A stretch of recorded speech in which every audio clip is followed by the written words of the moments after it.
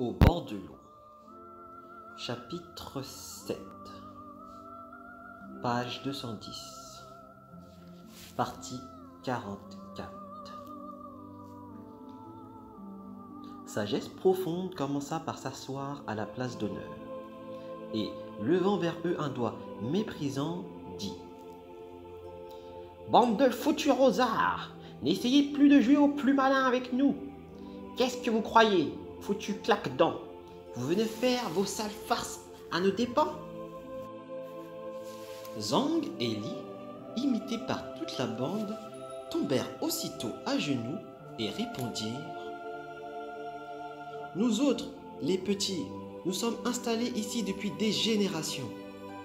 Ce n'est qu'en pariant et en mendiant que nous assurons notre subsistance. Quant à ce potager, c'est ce qui nous procure de quoi manger et nous vêtir. Le grand monastère Yangyu nous a déjà plusieurs fois donné de l'argent pour se débarrasser de nous, sans succès. Mais vous, révérends, d'où venez-vous? Vous êtes vraiment formidables.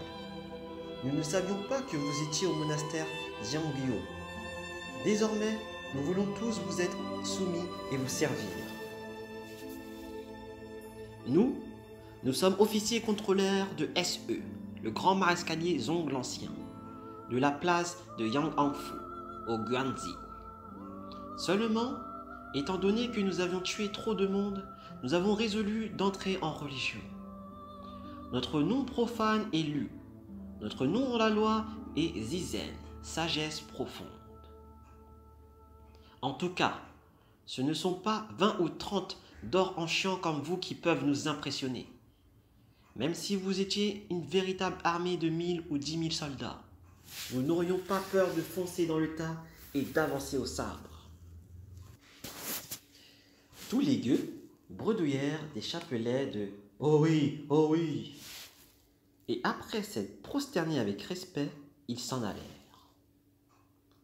Le bonze entra dans sa chambre, à l'intérieur de l'office, arrangea ses affaires et s'endormit. Le lendemain, tous les truands tinrent conseil.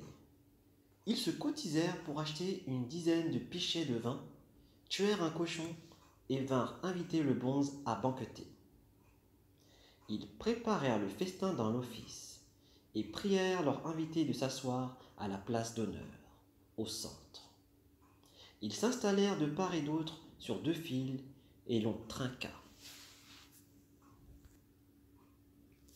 « Pourquoi donc avoir fait tant de dépenses ?»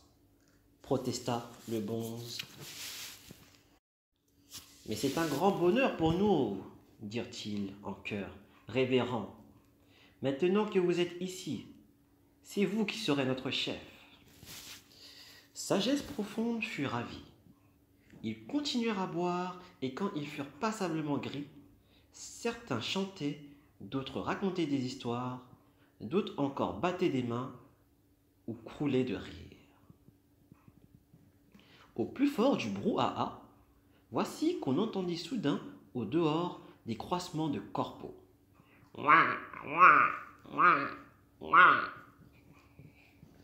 Tous les gueux, superstitieux, claquèrent des dents et s'écrièrent d'une seule voix : « Au ciel les bouches rouges, sous terre les langues blanches !» Note. Congé. Pratique superstitieuse lorsqu'on adresse une prière à une divinité. Il faut constamment claquer des dents pour être exaucé. Il y a bien à l'heure actuelle des millions de gens qui touchent du bois en faisant un souhait. Les bouches rouges et les langues blanches, c'est-à-dire auteurs de rumeurs et de calomnies. Fin de note. Au plus fort du brouhaha, voici qu'on entendit soudain au dehors des croissements de corbeaux. Tous les gueux, superstitieux, claquèrent des dents et s'écrièrent d'une seule voix : « Au ciel les bouches rouges, sous terre les langues blanches !» Hein ? dit Sagesse profonde. Que veulent dire vos foutues sornettes ? Quand on entend crier un corbeau, expliquèrent-ils, il faut craindre les bouches et les langues, c'est-à-dire les disputes. Où avez-vous appris cela? Un bonze jardinier dit en riant. Près d'un coin du mur, il y a un saule où des corbeaux viennent de faire leur nid. Tous les jours, on les entend jacasser jusqu'au soir. Les gueux proposèrent. Il n'y a qu'à prendre une échelle et enlever le nid, tout simplement. D'accord, allons-y, approuvèrent d'autres. Sagesse profonde, poussée lui aussi par l'euphorie de l'ivresse, les accompagna. Tous sortirent et virent effectivement dans le saule le nid de Corbin, et de crier « Une échelle, descendons-le, ils nous casseront plus les oreilles !» Non, pas la peine, dit le quatrième. Je vais grimper et aller vous le chercher.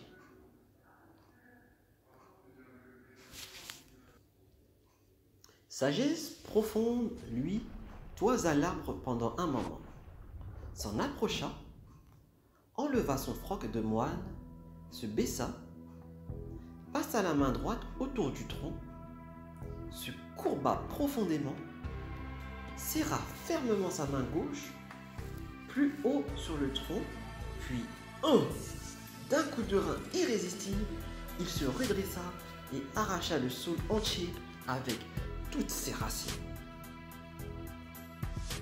Tous les gueux, ébahis par ce spectacle, se jetèrent à plat ventre en criant « Maître, vous n'êtes pas un homme, vous êtes un dieu, un vrai Luohan.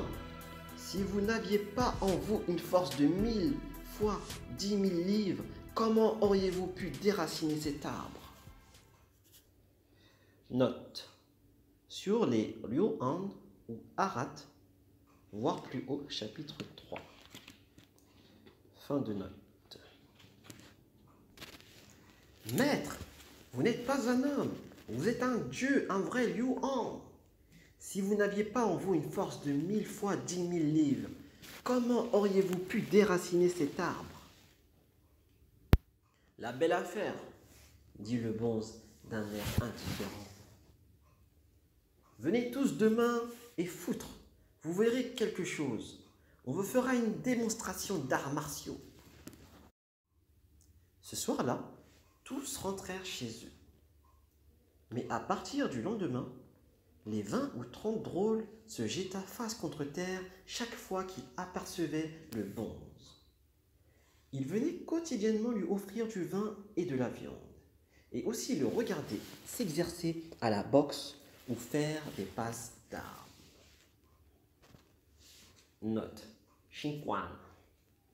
Faire marcher ses poings. D'après le Duncheng Qingjung, chose remarquable de la capitale, il y avait à l'époque plusieurs sortes de sports de combat de ce genre. Lutte et boxe comportaient éventuellement l'emploi des poings et des coups de savate. Fin de note. Il venait quotidiennement lui offrir du vin et de la viande, et aussi le regarder s'exercer à la boxe ou faire des passes d'armes.